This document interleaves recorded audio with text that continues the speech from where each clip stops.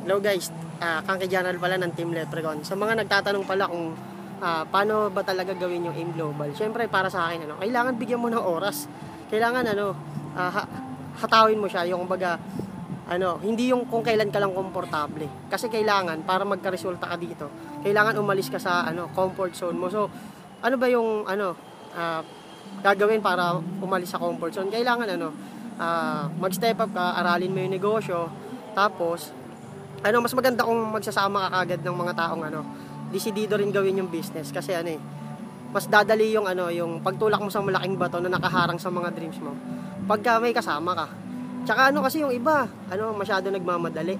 Hindi nila alam it will take time. Proseso siya para matutunan mo talaga yung yung AIM Global, yung paano pagtamang pag-network. Hindi siya basta-basta lang na pag sumali ka kikita ka agad. Hindi ganoon yun. So hindi totoo yung sinasabi ng iba na pagka nagsumali ka rito, yaman ka agad. Hindi ganoon. Yayaman ka rito pag nag-effort ka.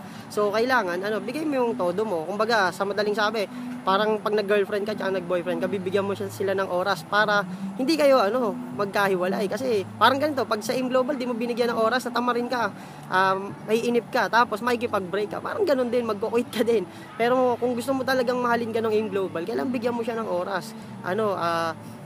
Sumama ka sa mga taong kasi gusto din gawin yung negosyo, tsaka yung may resulta. Kumbaga yung nakikita mo na okay sila. Hindi yung makikinig ka dun sa mga tao rin na wala rin, hindi rin naman din ginagawa. Makinig ka dun sa mga tao na binibigay din yung full effort nila rito. So yun lang. Next time ulit.